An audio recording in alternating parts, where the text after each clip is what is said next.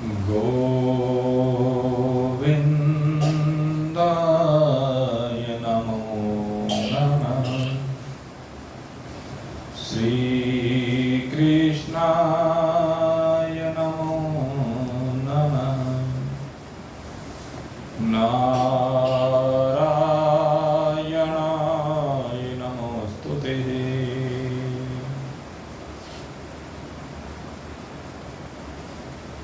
आज नवरात्रियों के इन पुनीत पावन दिवसों की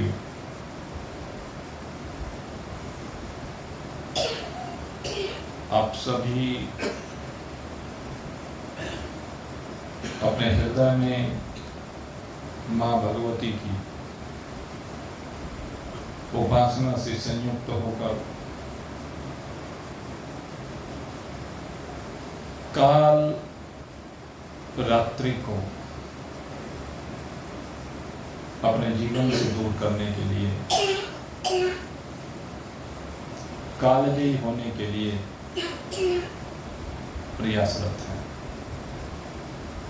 ये मां भगवती की कृपा से आप काल की सीमा से बाहर निकल जाते हैं। ये जो महागौरी है, सिद्धिदात्री जिसको कहा गया है, कल दोनों की ही उपासना का दिवस है। कोई महागौरी की उपासना करते हुए व्रत को विश्राम देता है और कोई सिद्धिदात्री की उपासना करते हुए व्रत को विश्राम देता है।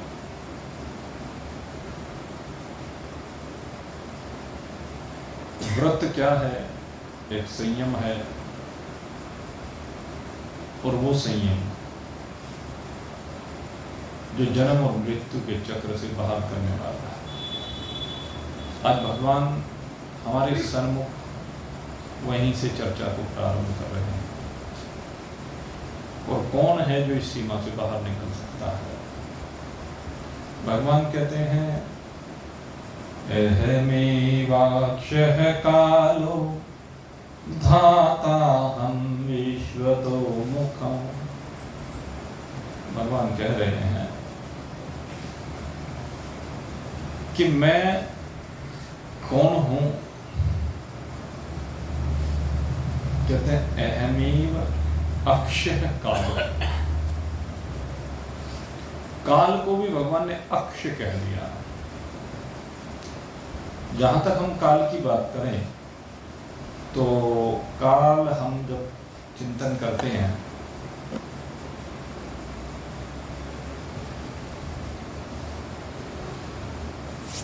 तो हम काल की गणना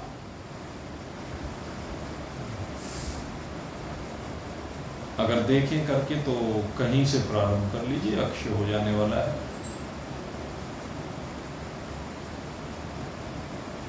अगर अक्षय ना हुआ होता तो सदा वर्तमान ही रहता, भूत ना बनता, भविष्यत ना होता। लेकिन भूत भी हो जाता है और भविष्यत की कल्पना चलती ही रहती है। वर्तमान तो दिखता ही नहीं। वर्तमान की सबसे बड़ी कमी है कि वर्तमान तो क्षण मात्र के लिए नहीं टिकता। जिस प्रकार से वायु का झोंका कभी टिकता है क्या? सूर्य कभी टिकता है क्या? पृथ्वी कभी टिकती है क्या? पृथ्वी घूम रही है लेकिन एक क्षण के लिए भी रुकती है क्या? न सूर्य रुकता है, न पृथ्वी रुकती है, न वायु रुकती है। सब चलेगा ही। काल आगे बढ़ता चला जाता है, व्यतीत होता चला जाता है। वर्तमान कभी भी रुकता नहीं। एक पंखा घूम रहा है लेकिन घूमते घूमते आप चाहें तो पंखे को रोक सकते हैं, लेकिन घूमते घूमते धरती को नहीं रोक सकते, घूमते घूमते सूर्य को नहीं रोक सकते। सूरज चांद सितारे सब अपनी गति से निरंतर यात्रा करते रहते हैं, घूमते रहते हैं। और इनके घूमने से ही काल की गणना होती है। कहीं काल की गणना सूर्य के घूमने से हो रही है, कहीं चंद्रमा के घूमने से हो रही है, कहीं पृथ्वी के घूमने से हो रही है। हम कैसे करते हैं काल की गणना? रोज यही तो करते हैं। प्रातः काल सूर्योदय के साथ हमारे दिन का प्रारंभ हो जाता है। सायंकाल सूर्यास्त के साथ रात्रि का काल प्रारंभ हो जाता है। तो इसकी जो काल की गणना है, इसमें आप कहिए या तो पृथ्वी का घूमना कह लीजिए या सूर्य का घूमना कह लीजिए, दोनों ही कारण हैं। मुख्य कारण तो पृथ्वी का घूमना ही है। इसमें दिन और रात के होने में पृथ्वी अपनी धुरी पर घूमती हुई जितने समय सूर्य के सामने रहती है वह दिन, और जितने समय जो सा हिस्सा पृथ्वी का सामने नहीं होता हमारा। ऐसे ही मास की गणना अगर यदि हम करें तो चंद्रमा की गति से हो जाती है। चंद्रमा पृथ्वी के चारों ओर घूम रहा है, सूर्य का प्रकाश उस पर पड़ता है, जब उस पर प्रकाश पड़ता है तो वो दिखता है, पृथ्वी की छाया उस पर पड़ती रहती है, और जो पृथ्वी की छाया उस पर पड़ती रहती है, जितनी छाया पड़े उतना ही छोटा, जितनी कम पड़े उतना ही बड़ा। उसी से हम तिथियों की गणना कर लेते हैं, फलानी तिथि फलानी तिथि। और जब पृथ्वी अपनी धुरी के साथ साथ सूर्य के चारों ओर घूमती है तो हम वर्ष की गणना कर लेते हैं। जितने समय में पृथ्वी सूर्य के चारों ओर घूमती है तो उस अवधि को हम एक वर्ष का समय क्या देते हैं। और इसी यही चक्र निरंतर चल रहा है। तो काल की गणना हम इनके घूमने से कर लेते हैं, लेकिन ये सब काल की गणना क्या है? क्षय हो जाने वाली है। लेकिन भगवान यहां कह रहे हैं अहमेव अक्षय काल। कितना अक्षय हूं? काल सबका ग्रास अगर देखे बना करके खा जाता है, सबको खा जाता है काल। समय बीतते बीतते किसी को छोड़ता नहीं। ये काल रात्रि ऐसी है भाई। आज क्या है? उसी का दिन है ना। आज सप्तमी। तो गौरी की किस रूप की पूजा की जाती है? काल रात्रि। तो काल रात्रि की बात इसीलिए हो रही है। कहते काल सबको खा जाता है। और आज काल रात्रि के दिन, आज कहिए या कल कहिए, भारत की एक बहुत बड़ी शख्सियत, और निश्चय ही हमें उनका स्मरण करना चाहिए। क्योंकि जब कोई विभूति इस धरा से आगे दूसरे लोग की ओर पलायन करती है तो हमें उसका स्मरण जरूर करना चाहिए, उसके शुभ कार्यों का स्मरण जरूर करना चाहिए। ये कैसी विभूति इस धरा पर अवतरित हुई थी जिसने हर क्षेत्र में एक ईमानदारी के साथ, सबसे बड़ी बात ईमानदारी के साथ कार्य किया। उसके ऊपर कभी भी कोई हेरा फेरी का आरोप नहीं मिला, और देश का सबसे बड़ा सेठ भी रहा। गणना जब होती थी, आज भी चाहे सेठ कोई भी बन जाए लेकिन नाम उसी का लिया जाएगा, टाटा बिरला। अंबानी अदानी का नाम नहीं लिया जाता। जिस सम्मान के साथ नाम टाटा और बिरला जी का लिया जाता है वो कोई बिरला होता है। ये टाटा जी, रतन का नाम था,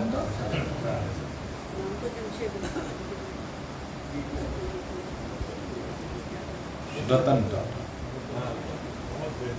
और दूसरे घनश्याम दास बिरला।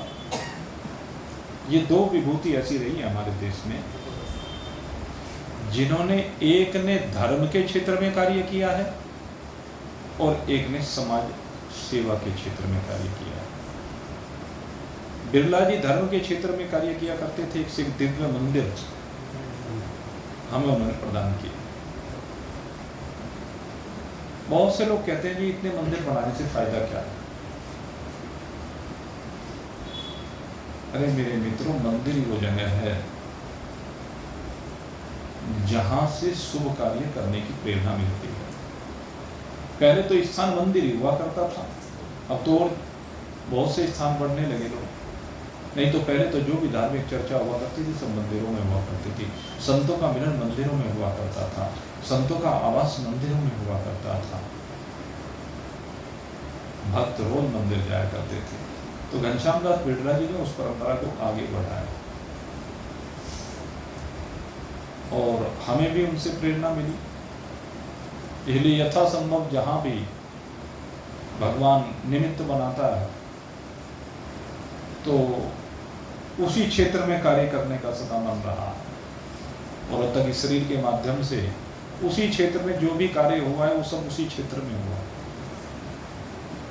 और ये जो हमारे घर टाटा जी हुए, इन्होंने समाज को अनेक क्षेत्र में आगे बढ़ करके अपने हाथ, अपने दिल सब खोल दिया।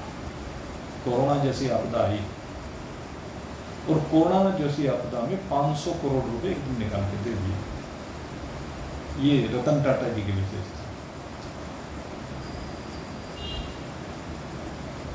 तो ऐसी दिव्य विभूति को जो वास्तव में एक रत्न ही हमारे बीच में रहे, अपनी चमक के द्वारा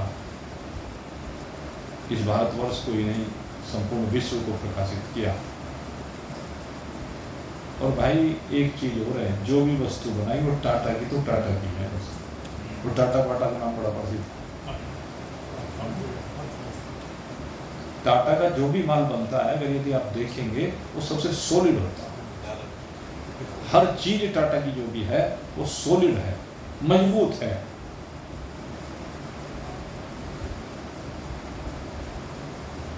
इसलिए ऐसी विभूति को सम्मान के साथ आज विदा किया गया है और हम भी ऐसी विभूति को आज नमन करते हुए भगवान से प्रार्थना करेंगे कि प्रभु ये विभूति यही लोक को प्रकाशित करके आपके लोक की ओर गमन कर रही है इस समय। तो आप इस विभूति के ऊपर कृपा करें, इसके मार्ग को प्रकाशित करें और ये दिव्य प्रकाशमय लोक से होते हुए, अग्नि लोक से होते हुए, सूर्य लोक से होते हुए आपके दिव्य धाम को ये प्राप्त करें। ऐसी शुभकामना हम करना चाहेंगे आज। और काल की सीमा से ये सदा सदा के लिए विरहित हो जाए, क्योंकि भगवान का वास्तविक स्वरूप है ही है। भगवान कहते हैं काल आता है जाता है, वस्तुएं आती हैं जाती हैं।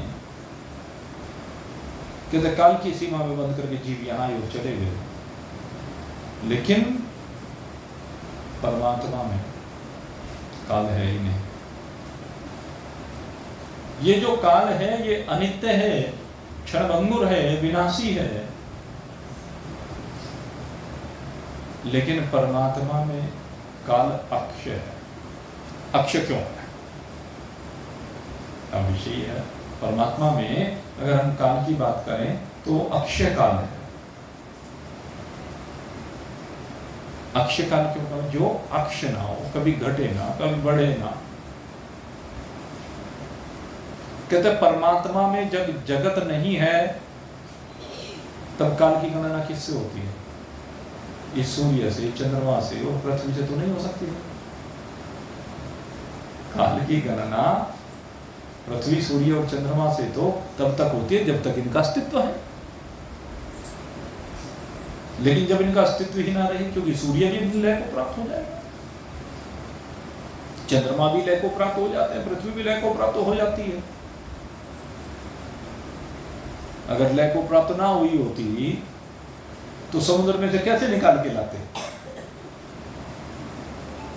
सारी पृथ्वी डूब गई। महाराजा सत्यव्रत ने जल प्रलय को देखा। ये जब मनवंतर प्रारंभ हुआ तो पुनः व्यवस्वत मनु बन करके आए और ये धरती दोबारा भगवान लेकर के आए। आपने सुना है वराह अवतार की कथा, समुद्र में डूबी पृथ्वी को निकाल करके लाए। कैसे लाए? मंथन किया, समुद्र का मंथन किया और उसी प्रकार से पृथ्वी समुद्र में से ऐसे निकल करके आई, जल में से ऐसे निकल करके आई। बहुत से लोग कहते हैं इस समुद्र का मंथन किया जो पृथ्वी के चारों ओर। यह एक व्यष्टि भाव है। समष्टि भाव क्या है कि जब समष्टि जल का मंथन किया जाता है। समष्टि जल माने पूरी प्रकृति में फैला हुआ जल।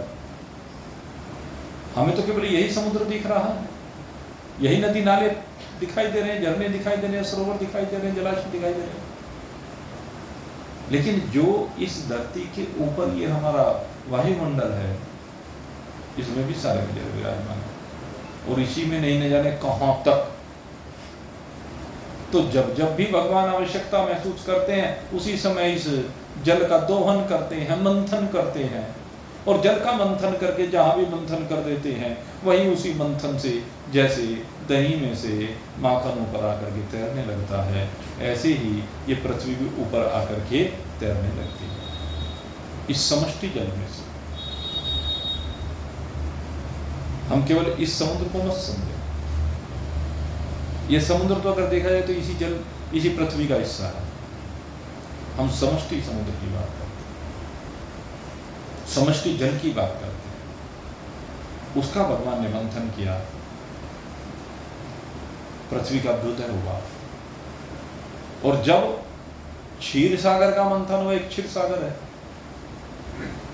क्षीर सागर का जब मंथन किया देवताओं और असुरों ने मिलकर के, तो उसमें से चंद्रमा भी प्रकट हुआ 14 रत्नों में। आपने सुना होगा कि चंद्रमा का प्रकटन हुआ, और बहुत से लोग कहते रहते हैं कि चंद्रमा का प्रकटन तो किससे हुआ?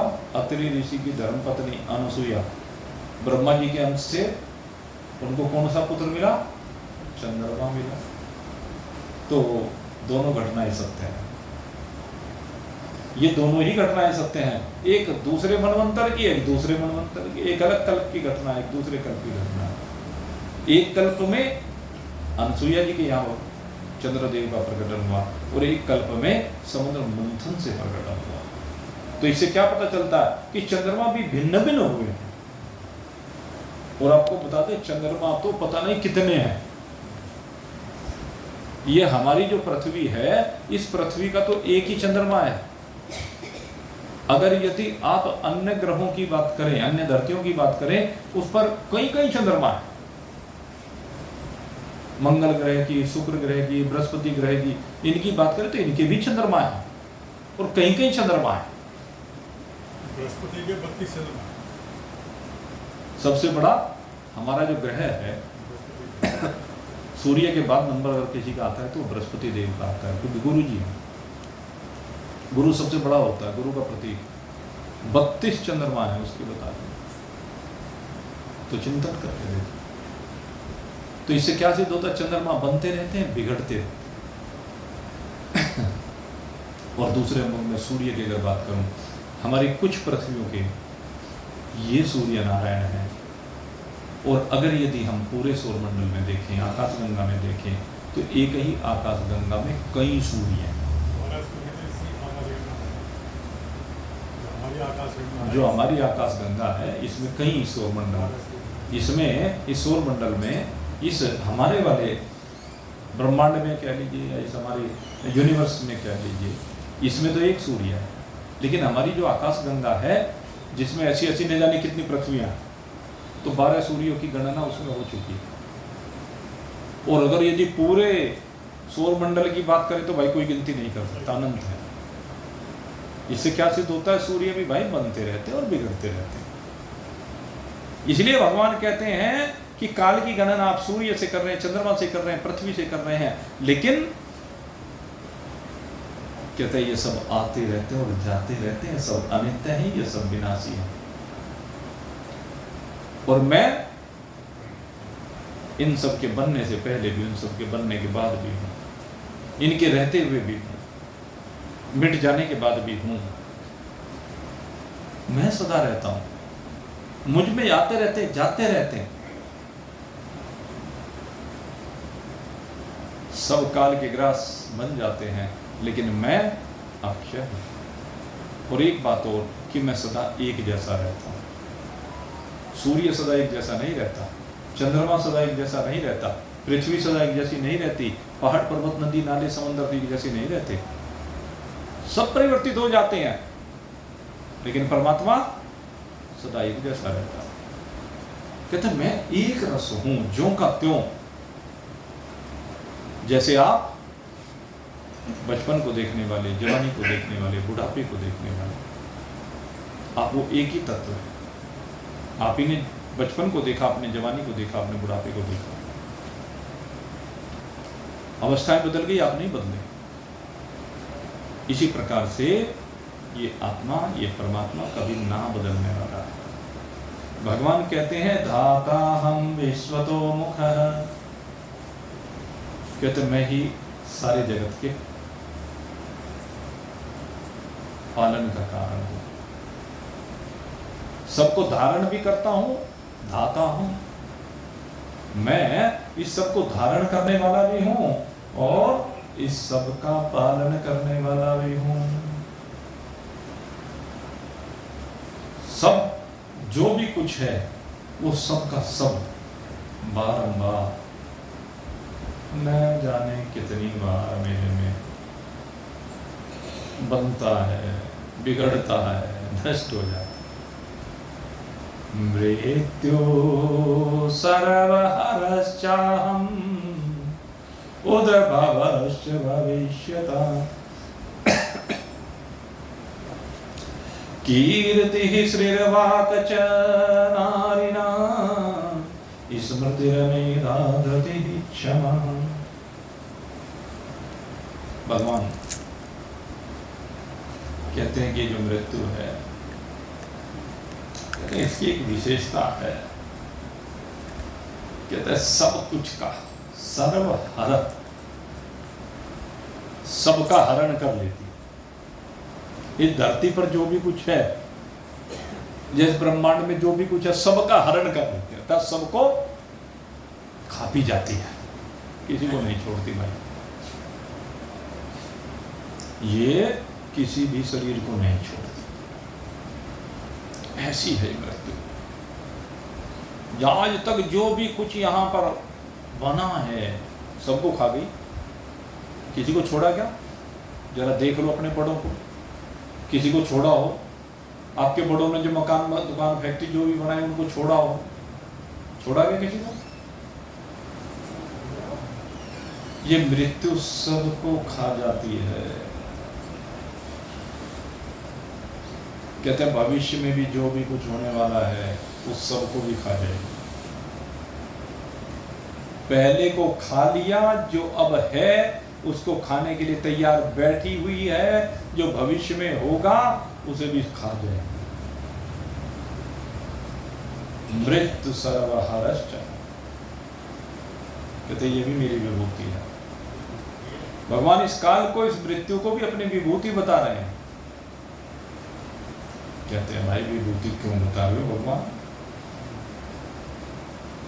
कहने लगे इसमें एक बहुत बड़ा गुण है। क्या गुण है? कहते हैं जब ये मृत्यु आती है तो सब कुछ आदमी भूल जाता है, जीव सब कुछ भूल जाता है। क्या भूल जाता है? आप देखो रोज आप प्रातःकाल सो के उठते हैं तो जो भी कुछ मकान है, दुकान है, फैक्ट्री है, बाल बच्चे हैं, रिश्ते नातेदार हैं, व्यापार है, सुबह याद आ जाता है कि नहीं आ जाता? आ जाता है ना सबको यार। मेरे बच्चे हैं, ये मेरी धन संपदा है, ये मेरा पद है, प्रतिष्ठा है। रात को सोते हुए भले भूल जाए, लेकिन फिर सुबह उठते याद आ जाता है। लेकिन कहते हैं मृत्यु की सबसे बड़ी विशेषता क्या है?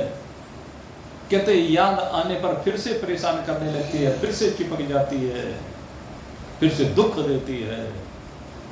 संसार की संपदा, संसार के अपने, और व्यक्ति सारी जिंदगी बस इस चक्र में ऐसा फंसा रहता है, ऐसा रस्सियों में जकड़ा रहता है, लेकिन छोड़ के नहीं देता। लेकिन मृत्यु को भगवान ने विभूति इसलिए बताया कि जैसे किसी भी यहां पर शरीर की मृत्यु होती है, तो ये जीवात्मा उस शरीर की जितनी भी क्रियाएं हैं, उस शरीर के जितने भी संबंधी हैं, उस शरीर का जितना भी धन दौलत है, उस सब को भूल जाता है, उस सब से असंग हो जाता है। भगवान बार बार कहते हैं असंग शस्त्र दृढ़ छित्वा, कहते हैं कि नहीं कहते हैं? बहुत बार कहा कि असंगता का शस्त्र हाथ में लीजिए और सब कुछ को काट डालिए, असंगता की खड़क लेकर के, लेकिन कोई काट नहीं पाता। ये शक्ति किसमें है? मृत्यु में है। कहते हैं मृत्यु सब कुछ को काट देती। जैसे इसका अनुभव होता है, हर जीव को होता है। अजी हमें तो हुआ नहीं, होता है, रोज होता है। अच्छा, रोज स्वप्न में कितना संसार बनाते हो? जो स्वप्न में संसार बनाते हो वो अपना लगता है कि पराया लगता है?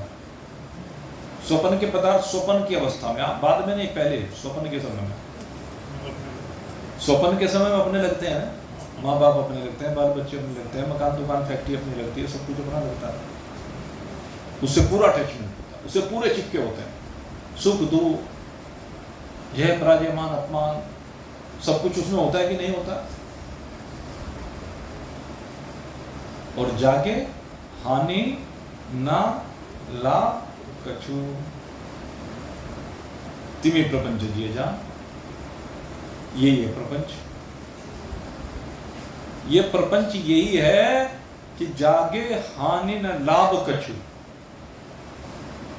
स्वप्न का जो माया जाल है, स्वप्न का जो संसार है, स्वप्न की जो संबंधी है, स्वप्न की जो जमीन जायदाद है, वो सारी की सारी जागने के बाद, अच्छा बताओ किस किस को याद है? पिछले रविवार को आपने जो स्वप्न देखा था, बताओ किसके याद है?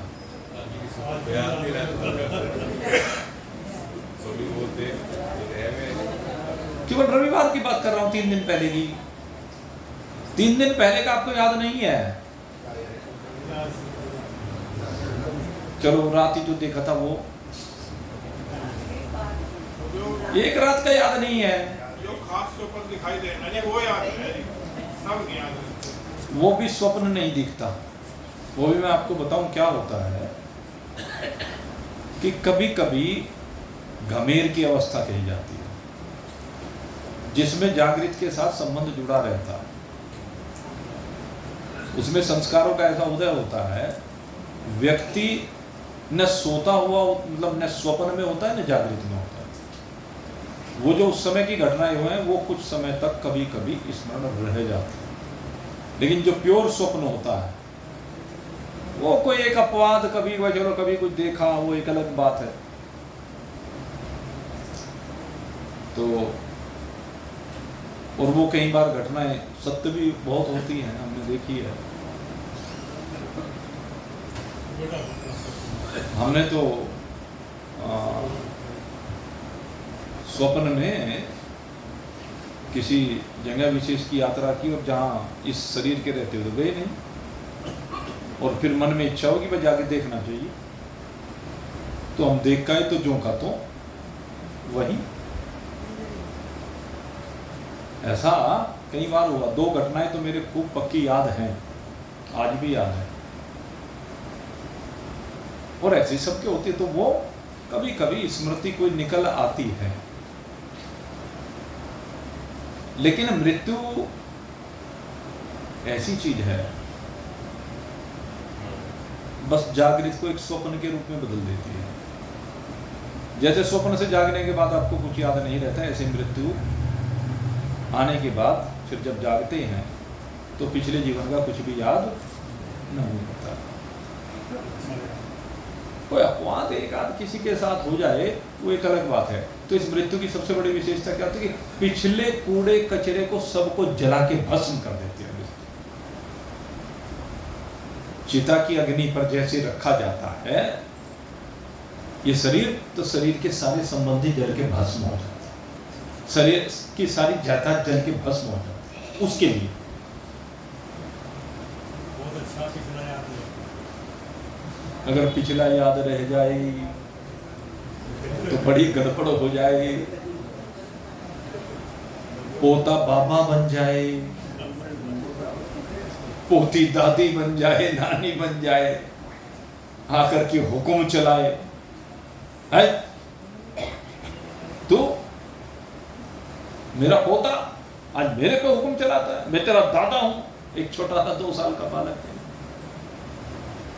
तो खैर भगवान ने जो व्यवस्था की है, भगवान कहते हैं काल ऐसा है, मृत्यु ऐसी है, सबको खा जाती है, सबको हरण कर लेती है।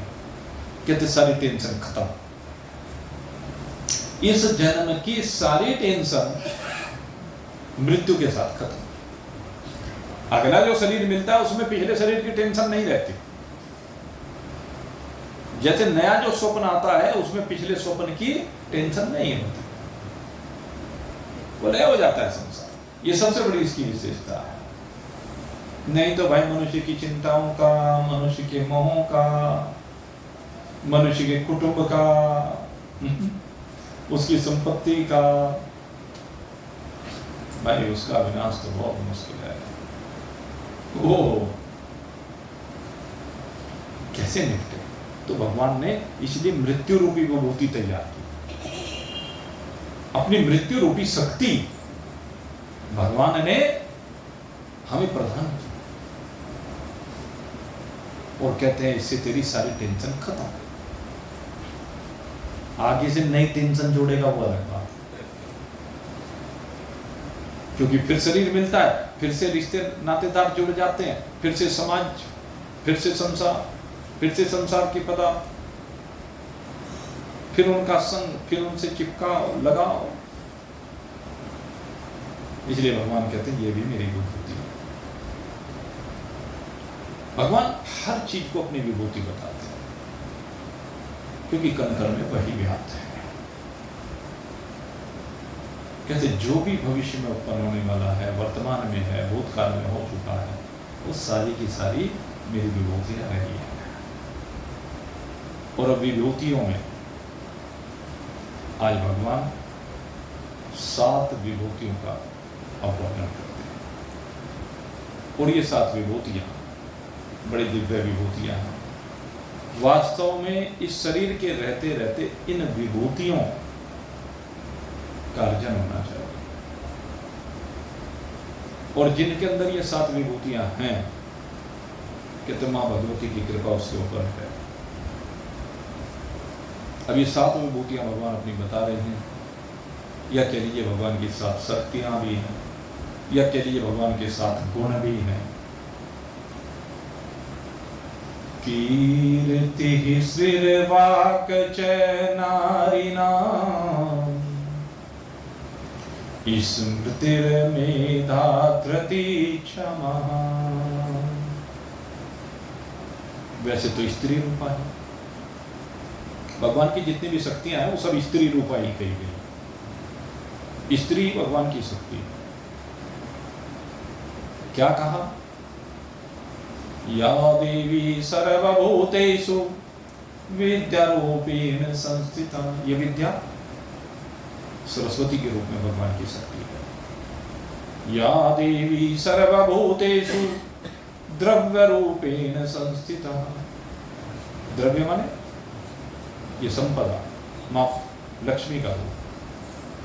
या देवी सर्वभूतेषु क्रिया रूपेण संस्थिता।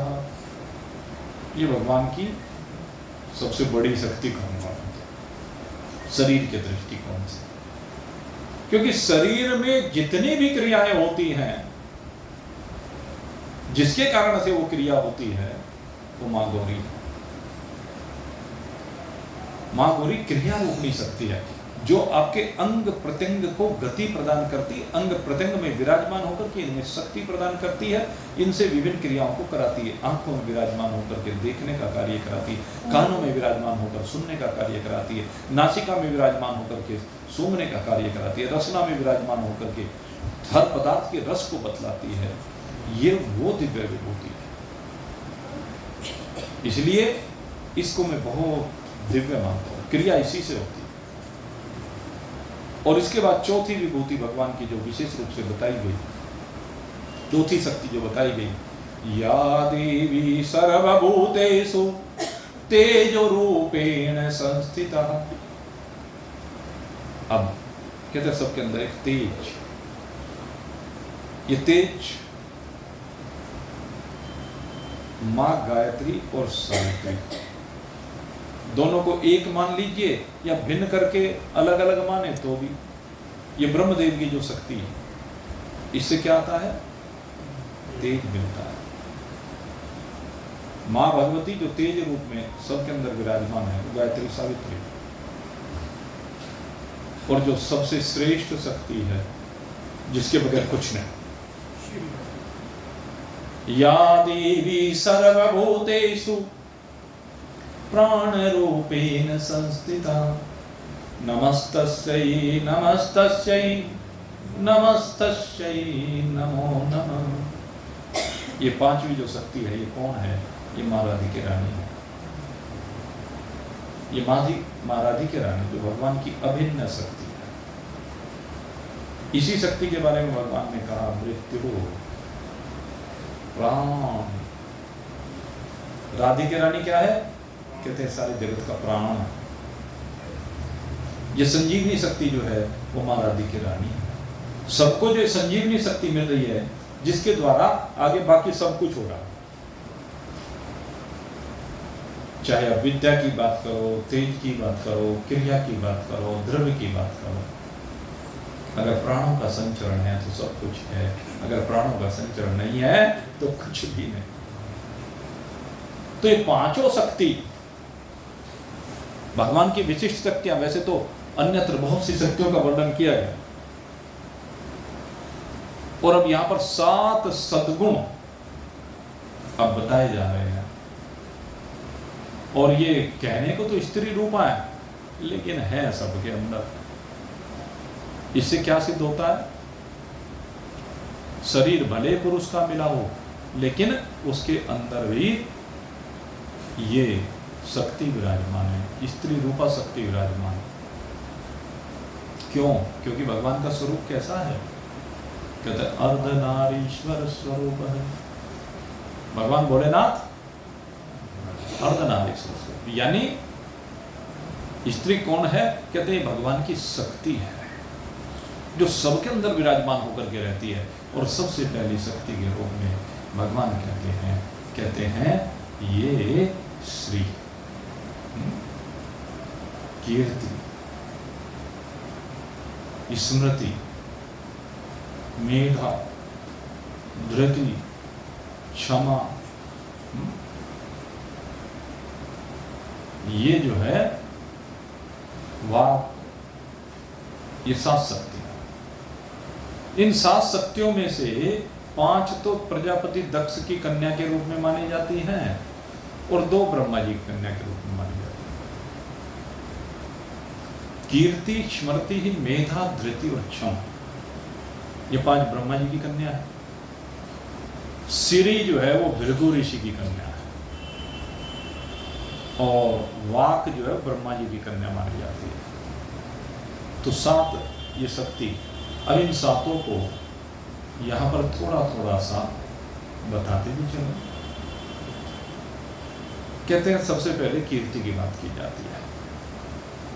सबसे पहले कीर्ति हर व्यक्ति चाहता है। कांचन, कामनी और कीर्ति, शास्त्र में 3 चीज कही गई। कहते 2 तो गड़बड़, 1 ठीक। 2 गड़बड़ एक ठीक, कीर्ति, ये ठीक है।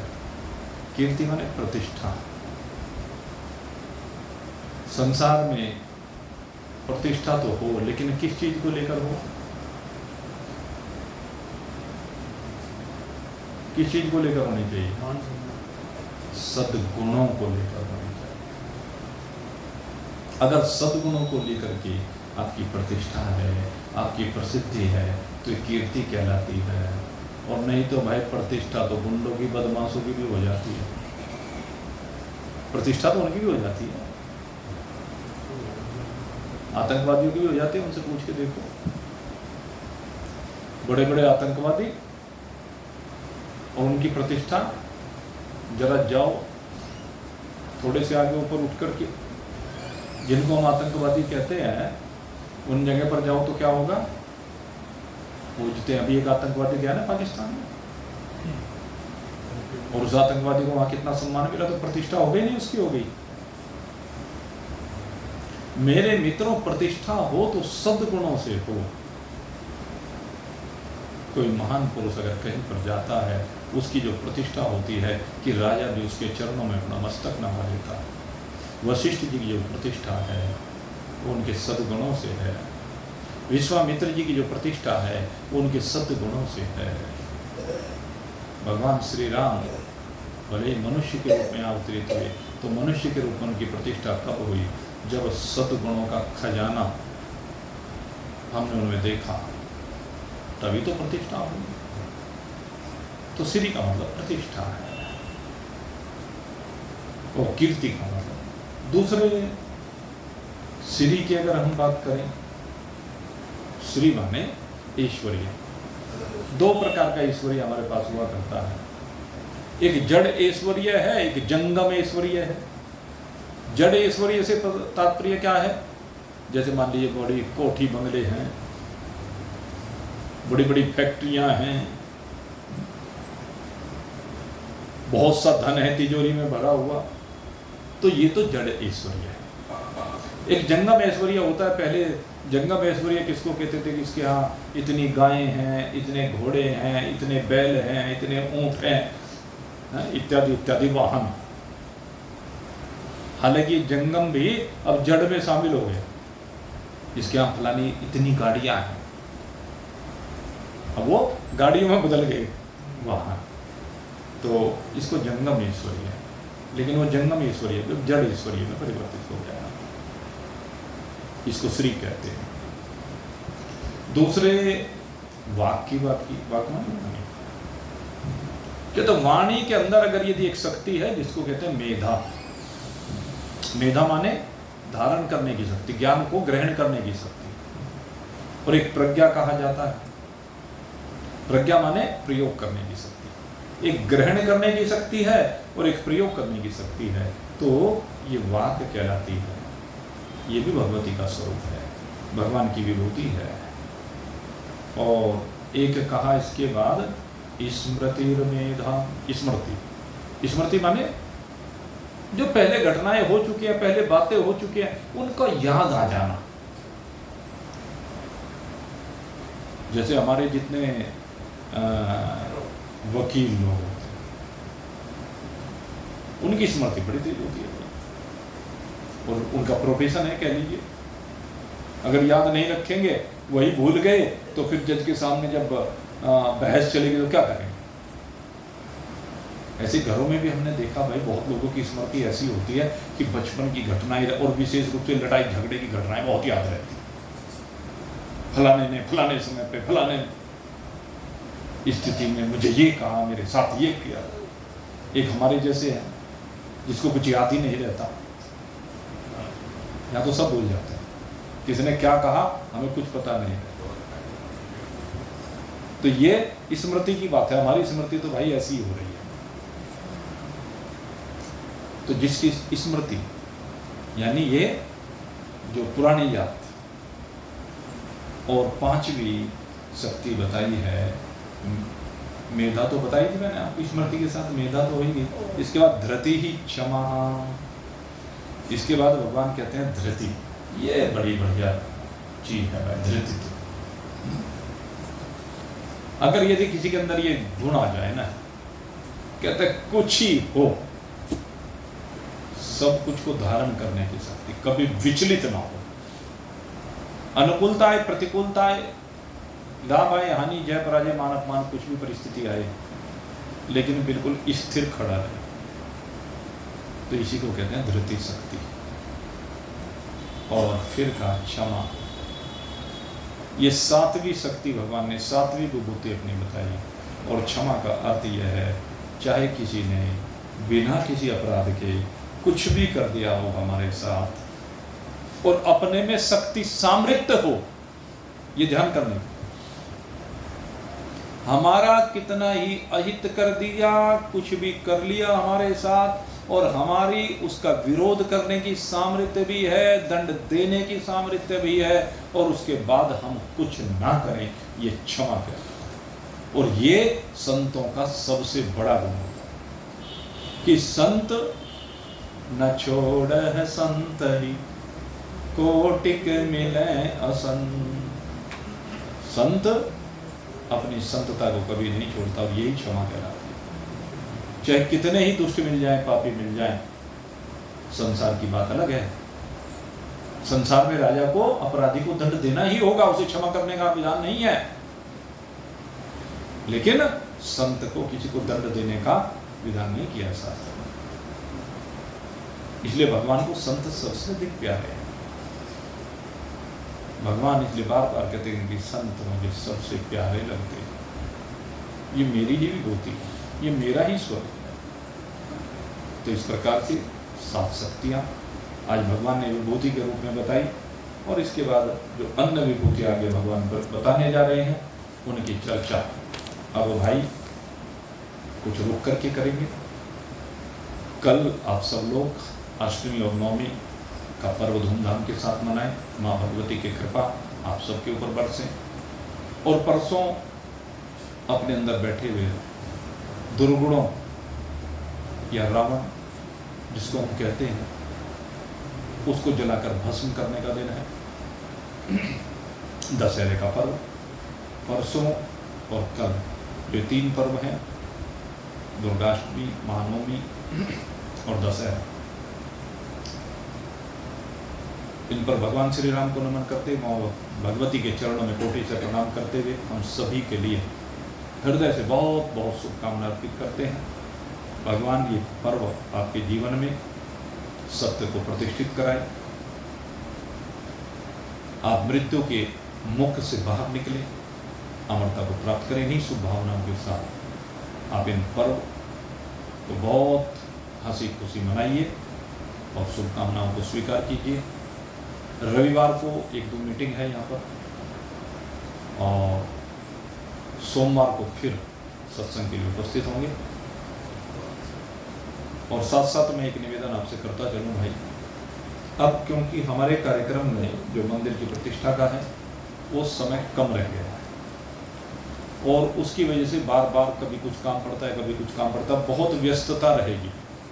इसलिए मेरा एक निवेदन है कि अगर किसी दिन कोई सत्संगी सत्संग में उपस्थित नहीं होता तो वो दूसरे सत्संगी से जो पहले दिन गया हो उससे मालूम करते, क्योंकि बीच बीच में कई प्रोग्राम बाहर भी जाने के बनेंगे और व्यवस्था के दृष्टिकोण से बार बार मीटिंगें होंगी, तो इसलिए कुछ अवकाश सत्संग के रखने पड़ेंगे। वो मजबूरी है तो वो भी सत्संगी, तो इसलिए पहले पता कर लिया करें। और दूसरे शिव कुमार मित्तल जी से निवेदन है कि अब जिस दिन का भी अवकाश हुआ करें उसे दोनों ग्रुप पर डाल दिया करें, नित्य सत्संग पर भी और सत्संगी वृत्त पर। तो भाई अगर किसी दिन आप पहले नहीं आए तो उस ग्रुप पर सूचना को देख करके तब जो है अगले दिन आए तो अच्छा रहेगा, उससे दिक्कत नहीं होगी और सब कार्य ठीक प्रकार से चलता। नहीं तो कई बार क्या होता है कि कोई आता है और वो फिर वापस जाए तो अच्छा नहीं होता, क्योंकि बहुत कीमती समय होता है, सबका व्यवस्थाएं होती है। आप सबके लिए पुनः बहुत बहुत शुभकामना करते हुए अब यहीं पर विश्राम दे रहा हूँ। बोलिए सच्चिदानंद भगवान की।